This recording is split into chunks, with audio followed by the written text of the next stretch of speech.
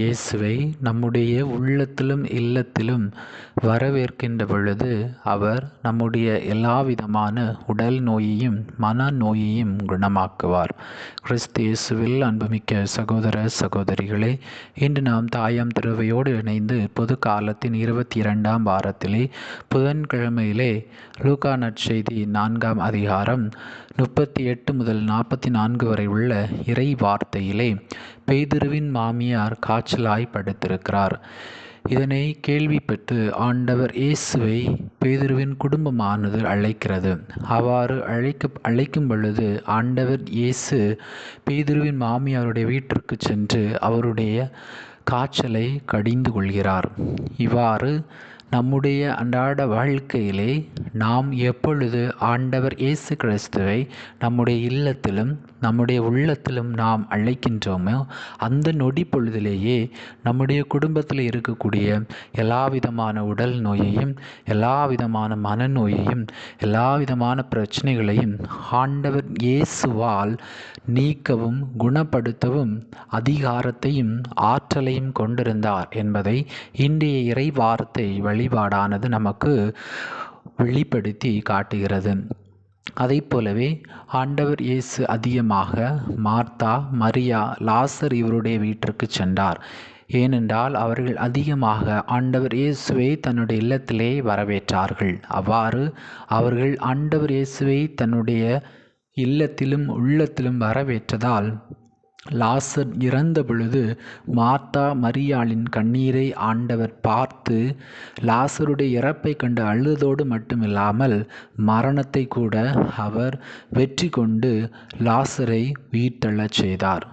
அதே போலவே சக்கேயு ஆண்டவர் இயேசுவை காண வேண்டும் என்று அத்தி மரத்திலே ஏறினார்.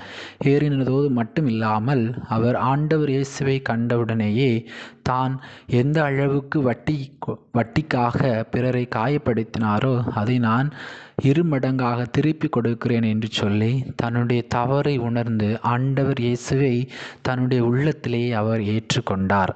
இவ்வாறு அவர் ஏற்றுக்கொண்டதன் காரணமாக அவருடைய வீட்டிற்கு மீட்பு உண்டானது. ஆம், கிறிஸ்து இயேசுவில் அன்புமிக்க சகோதர சகோதரிகளே, இன்று நம்முடைய அன்றாட வாழ்க்கையிலே நம்முடைய குடும்பங்களிலே எத்தனை பேர் ஆண்டவர் இயேசுவை நம்முடைய இல்லத்திலும் உள்ளத்திலும் அழைக்கக்கூடியவர்களாக ஆண்டவர் இயேசுவை வரவேற்கக்கூடியவர்களாக இருக்கிறோம் என்று நாம் சிந்தித்து பார்க்க இன்றைய இறை வார்த்தை வழிபாடு நமக்கு அழைப்பு விடுக்கிறது. நாம் அன்றாடும் குடும்பமாக இணைந்து ஜெபிப்பதன் வழியாக ஆண்டவர் இயேசுவை நம்முடைய இல்லத்திலும் உள்ளத்திலும் வரவேற்க முடியும். அதை போலவே தனிப்பட்ட விதத்திலே ஜெபிக்கின்ற பொழுதும் குழுவாக ஜெபிக்கின்ற பொழுதும் நாம் ஆண்டவர் இயேசுவை நம்முடைய வாழ்க்கையிலும் நம்முடைய இல்லத்திலும் நம்முடைய உள்ளத்திலும் இயேசுவை நாம் அழைக்க முடியும். அதோடு மட்டும் நின்று விடாமல் அன்றாட நாம் இறை வார்த்தை எடுத்து படிக்கின்ற பொழுது ஆண்டவர் இயேசுவை நம்முடைய உள்ளத்திலும் இல்லத்திலும் நாம் வரவேற்க முடியும். அதை போலவே ஆண்டவர் இயேசுனுடைய கட்டளைகளை நாம் நம்முடைய வாழ்விலே கடைபிடிக்கின்ற பொழுது எப்படி என்று பார்க்கின்ற பொழுது நம்முடைய குடும்பங்களிலே ஒரு சில பிரச்சனைகள், ஒரு சில பேர் பேசாமல் இருப்பார்கள், மன்னிக்காமல் இருப்பார்கள். ஆண்டவர் இயேசு நமக்கு கொடுத்த அந்த அன்பு கட்டளையின் வழியாக நாம் பிறரை மன்னித்து ஏற்றுக்கொண்டு அன்பு செய்கின்ற பொழுது நம் ஆண்டவர் இயேசுவை நம்முடைய உள்ளத்திலும் இல்லத்திலும் வரவேற்க முடியும்.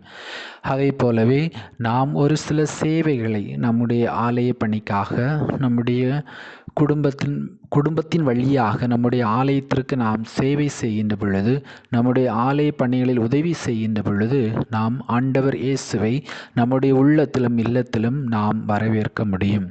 ஆம், இன்றைய நாளிலே சிறப்பாக நாம் ஆண்டவர் இயேசுவை நம்முடைய செயல்களின் மூலமாக நம்முடைய சிந்தனையின் மூலமாக நம்முடைய எல்லா விதமான வழிபாடுகளிலும் ஆண்டவர் இயேசுவை நம்முடைய உள்ளத்திலும் இல்லத்திலும் நாம் வரவேற்கிறோமா என்று சிந்தித்து பார்ப்போம். அவ்வாறு நாம் உண்மையிலேயே ஆண்டவர் இயேசுவை நம்முடைய உள்ளத்திலும் இல்லத்திலும் வரவேற்கிறோம் என்று சொன்னால் நமக்கு எப்படிப்பட்ட பிரச்சனையாக இருந்தாலும் சரி, தீர்க்க முடியாத பிரச்சனையாக இருந்தாலும் சரி, அந்த எல்லா பிரச்சனையும் இந்த நாளிலே ஆண்டவர் இயேசு கிறிஸ்து பேதுருவின் மாமியாரின் காய்ச்சலை குணப்படுத்தியதைப் போலவே நம்முடைய வீடுகளிலும் நம்முடைய குடும்பங்களிலும் நம்மை சார்ந்திருக்கக்கூடியவர்களும் இன்னும் யாரெல்லாம் என்னென்ன பிரச்சனைகளில் இருக்கிறார்களோ எல்லா பிரச்சனையும் ஆண்டவர் இயேசு தேடி வந்து நம்முடைய உடல் நோயையும் மனநோயையும் தீராத வலிகளையும் தீராத பிரச்சனைகளையும் நீக்கி நமக்கு முழுமையான உடல் ஆரோக்கியத்தையும் மன ஆரோக்கியத்தையும் தந்து